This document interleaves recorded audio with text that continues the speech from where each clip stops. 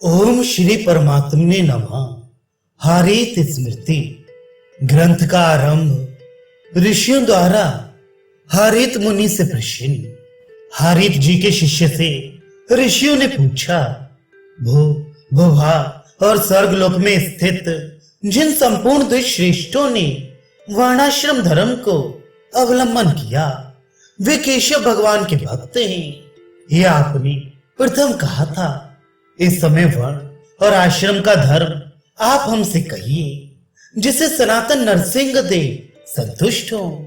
ये सुनकर हारीत शिष्य ने उत्तर दिया कि मैं इस समय पूर्व काल में ऋषियों के साथ महात्मा हारीत का जो अति उत्तम संवाद हुआ था वह आपसे कहूंगा।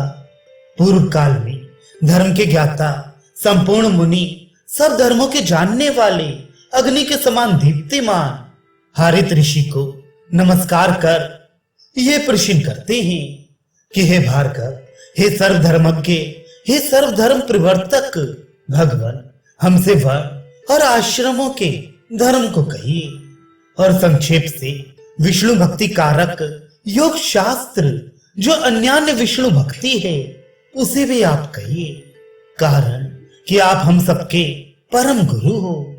मुनियों के इस प्रकार पूछने पर भगवान हारीत मुनि ने उत्तर दिया कि हे सज्जन श्रेष्ठ मुनिगण, मैं वर्ण और आश्रम समूह का नित्य धर्म योग शास्त्र कहता हूं।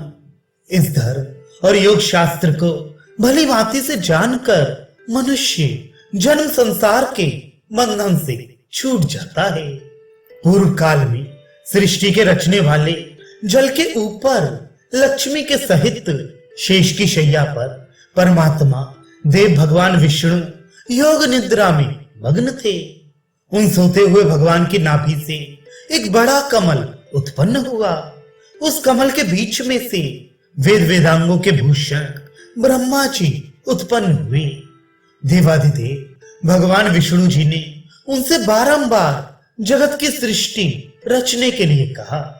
तब ब्रह्मा जी ने भी देवता, असुर, मनुष्य इनके सहित संपूर्ण जगत को रचकर यज्ञ की सिद्धि के लिए पाप रहित ब्राह्मणों को मुख से उत्पन्न किया।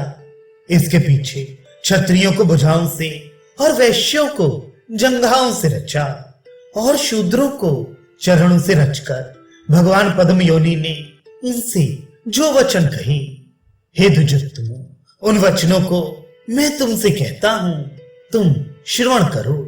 और वे वचन धन, यश, अवस्था, स्वर्ग, मोक्ष फल इनके देने वाले हैं। ब्रह्माणी के गर्भ में ब्राह्मण के औरत से उत्पन्न हुआ मनुष्य ही ब्राह्मण कहलाता है।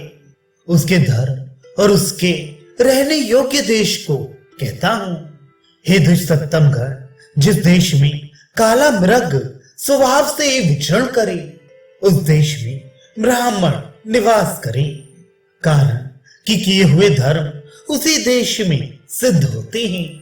महात्मा ब्राह्मणों के निज के 6 कर्म कहे हैं, जो उन 6 प्रकार के कर्मों से निरंतर जीवन व्यतीत करता है वही सुखी होता है, अर्थात धनवान पुत्रवान होता है। पढ़ाना, पढ़ना, यज्ञ कराना और यज्ञ करना, दान और प्रतिग्रह, ये 6 प्रकार के कर्म कहे हैं। इनमें पढ़ाना 3 प्रकार का है। पहला धर्म के निमित्त, दूसरा धन के निमित्त और तीसरा सेवा शुश्रूषा के लिए। जो ब्राह्मण इन तीनों में से एक को भी नहीं करता वह वृथाचारी कहलाता है। ऐसे कर्महीन ब्राह्मण को हित का अभिलाषी मनुष्य कभी विद्या दान ना करे। योग्य शिष्य को विद्या पढ़ाए और अयोग्य शिष्य को त्याग दे। निष्पाप मनुष्य को जानकर मनुष्य के निकट से गृहस्थ धर्म की सिद्धि के लिए प्रतिग्रह ले। प्रतिदिन शुद्ध देश में सावधान होकर वेद का अभ्यास करे और शुद्ध मन वाले ब्राह्मणों से सर्वदा धर्म शास्त्र पढ़ना उचित है। धर्म शास्त्र भी वेद के समान पढ़ना उचित है। रात दिन धर्म शास्त्र को सुनना चाहिए। श्रुति स्मृति इन दोनों से हीन ब्राह्मण को जो दान देता है या जो भोजन कराता है, उस दान और भोजन आदि कर्म से दाता का कुल नष्ट हो जाता है। इस कारण ब्राह्मण सब प्रकार से यत्न सहित धर्मशास्त्र को पढ़े। श्रुति और स्मृति ब्राह्मण के दोनों नेत्र परमेश्वर के बनाए हुए हैं।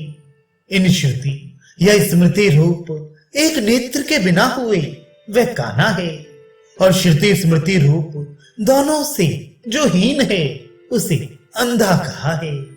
आलस्य रहित होकर गुरु की सेवा करे। प्रातः काल और संध्या काल में विवाह अग्नि की उपासना करे और भली भांति से स्नान कर प्रतिदिन ही भले वैश्य देव करे और अपनी शक्ति के अनुसार घर पर आए हुए अतिथियों का बिना विचार किए हुए, अर्थात ये गुणवान है ये निर्गुण है, इस बात का विचार ना कर पूजा करे। और अन्य अभ्यागतों की भी गृहस्थी ब्राह्मण शक्ति के अनुसार पूजा करे और सर्वदा अपनी स्त्री में रत रहे, पराई स्त्री को त्याग दे।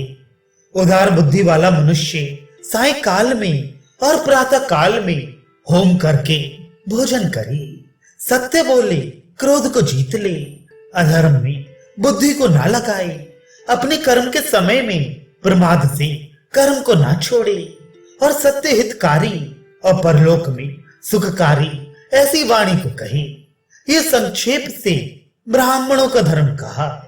जो ब्राह्मण सर्वदा धर्माचरण करते हैं वे ब्रह्म पद अर्थात मुक्ति को प्राप्त करते हैं। हे द्विजोत्तमो, जो धर्म तुमने मुझसे पूछा था वह संपूर्ण पापों का नाश करने वाला धर्म मैंने तुमसे कहा है।